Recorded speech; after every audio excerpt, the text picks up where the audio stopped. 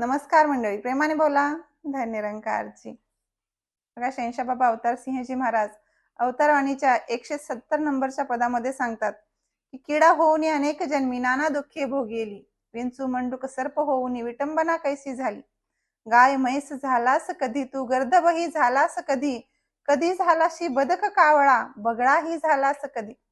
रडत राहिला होता घाणीत, विसरून आपल्या प्रभूचे नाव, अवतार म्हणे गुरु भेटी घेई, आता तरी पाहे निजधाम.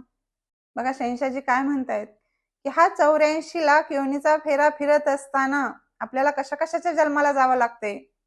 मग किडे, मुंग्या, विंचू, साप, बेडूक, गाय, म्हैस, कावळा, बगळा, असं बऱ्याच अशा काही कशाच्याही जन्माला जावं लागेल. मग त्या जन्मामध्ये आपल्याला सुटका करण्यासाठी काहीच उपाय नाही. उपाय आहे तो फक्त मनुष्य जन्मामध्ये.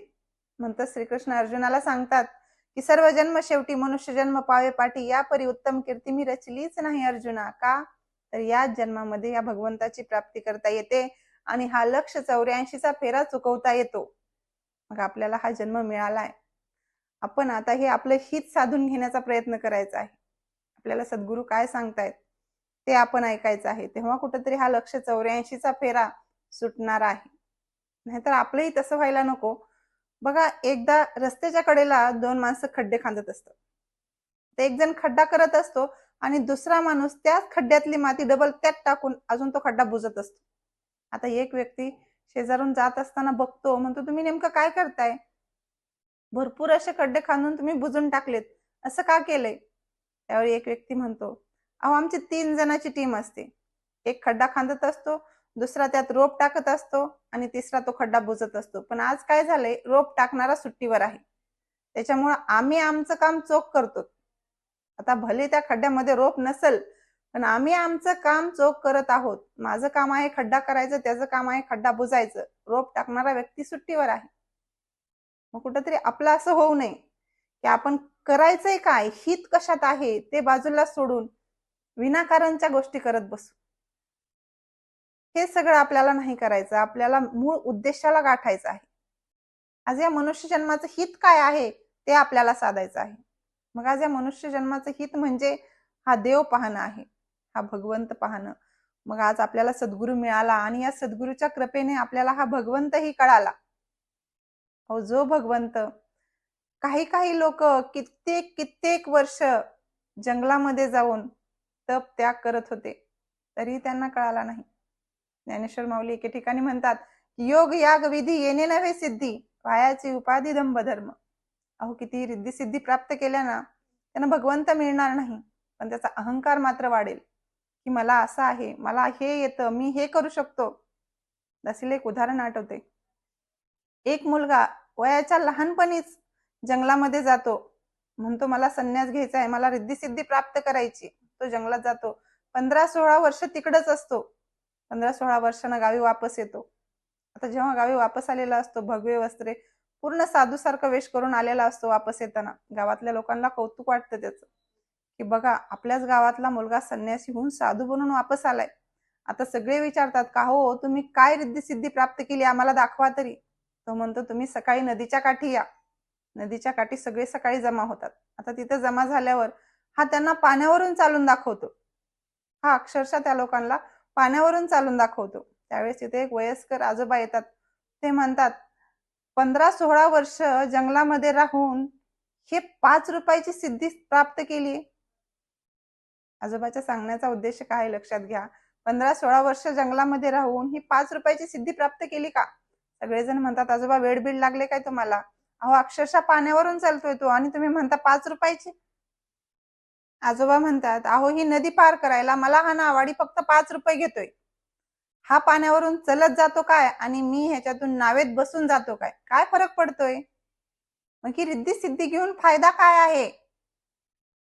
सगळे आजोबाकडे आश्चर्यचकित होऊन बघायला लागतात. नाहीतरी बघा, नेमकं काय फायदा आहे? आजोबा म्हणत होते ते काही चुकीचं होतं का? अहो, एवढी रिद्धी सिद्धी प्राप्त करण्यासाठी एवढं निम्म आयुष्य त्याच्यात जरी घालवलं तरी उपयोग काय आहे? जे पाहिजे होतं ते तर नाही भेटू शकत. हे सगळं व्यर्थ काहीही करून उलट त्याचा अहंकार मनामध्ये जास्तच राहतो, नाही का? आज या संतांना जेव्हा हा भगवंत कळाला ना, तेव्हा हे नाचू गाऊ लागले. अहो, प्रत्येकाच्या घरोघरी दारोदारी जाऊन सांगू लागले की भगवंत पाहता येतो, तुम्ही पण पाहून घ्या. त्यांची ती तशी भावना होती की जे जे आपण अशी ठावे ते इतरांशी सांगावे, शहाणे करून सोडावे सकळ जन. ते आपल्याला माहित आहे ना, ते दुसऱ्यांना पण सांगावं अशी त्यांची भावना होती. पण किती जणांनी त्यांना सत्य मानलं. शहंशाहजी एके ठिकाणी म्हणतात की सत्याची वैरीण ही दुनिया सत्य बोलण्या घाबरते, सत्याची वैरीण ही दुनिया सर्व काळ निंदा करीते. मग त्यावेळेस तरी काय झालं? या संतांचा कुणी एवढा सहज स्वीकार केला का? तुकाराम महाराजांची अवस्था आपल्या सगळ्यांनाच माहित आहे. ज्ञानेश्वर माऊलींची अवस्था काय केली या लोकांनी? अहो, साधं खायला नाही त्यांना. एवढंच नाही तर येशू ख्रिस्तांची अवस्था काय केली? ते काय सांगत होते? तेही हेच सांगत होते ना की भगवंत आपल्या सगळ्यामध्ये आहे, तो माझ्यात आहे, तो तुमच्यात आहे. मानव सेवा हीच ईश्वर सेवा, हे प्रत्येक संतांनी सांगितले. पण लोक मात्र त्यांना ऐकायला तयार नाही. त्यांची अवस्था भयानक करून सोडली. आज कुठंतरी या माणसाची अवस्था त्या कावळ्यासारखी झालेली दिसते. जसे की एक कावळा, त्याला खूप भूक लागलेली असते, म्हणून तो अन्नाच्या शोधामध्ये नदीच्या किनारी बसलेला असतो. आता त्याला नदीमध्ये वाहत येणारं एक मोठं जनावर मेलेलं दिसतं. तर तो कावळा जातो आणि त्या जनावरावर जाऊन बसतो.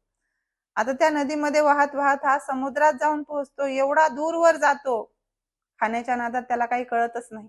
आणि जेव्हा त्याचं लक्ष जातं, तेव्हा हा एवढा आत आलेला असतो की आता बाहेर जाणं कठीण असतं.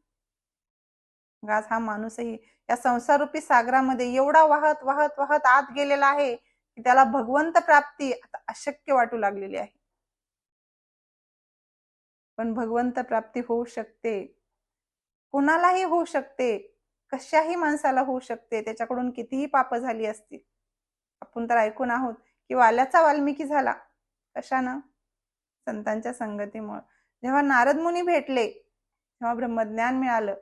म्हणून तर शहंशाहजी म्हणतात की रडत राहिला होता घाणीत, विसरून आपल्या प्रभूचे नाव, अवतार म्हणे गुरु भेटी घेई, आता तरी पाहे निजधाम. एवढे दिवस झालं असेल ते असेल, पण आता तरी हा मनुष्य जन्म मिळालेला आहे. आता तरी हे निजधाम जाणून घेण्याचा प्रयत्न करा, या भगवंताला जाण्याचा प्रयत्न करा, हा मालक बघायचा प्रयत्न करा. तर प्रत्येकाला एक मालक गरजेचा असतोच. जसं की एक गाय जंगलामध्ये चरण्यासाठी गेलेली असताना तिच्या मागे एक वाघ लागतो. आता ती गाय पुढे पळत असते, वाघ तिच्या मागे पळत असतो. तेवढ्यात पुढे एक असा मोठा लट खड्डा असतो चिखलाचा, त्यात पळत पळत ती गाय जाऊन फसती. आता तो वाघही त्या गायीच्या पाठीमागे येऊन त्या खड्ड्यामध्ये येऊन फसतो. ती गाय हसत असते. वाघ म्हणतो, तुझं जीवन संकटात आहे, मी तुझ्या पाठीमागे आहे आणि तू हसतीस. त्यावेळेस गाय त्या वाघाला म्हणते, अरे बाबा, जेव्हा संध्याकाळ होईल ना, तेव्हा माझा मालक मला शोधत शोधत इथे येणार आणि काहीही करून मला या चिखलातून बाहेर काढणार. पण तुझं काय? तुला कोण बाहेर काढणार इथून? समजून घेण्याचा प्रयत्न करा की आपल्यालाही ह्या मालकाचा शोध घ्यायचा आहे, जो माझं रक्षण करतोय, ज्याने मला जन्माला घातलंय. आज आपल्याला सद्गुरू मिळालाय आणि या सद्गुरूच्या कृपेनं हा भगवंतही कळालाय. या सद्गुरूच्या आदेशानुसार आपलं जीवन व्यतीत करूयात. प्रेमाने बोला. धन्यरंकार.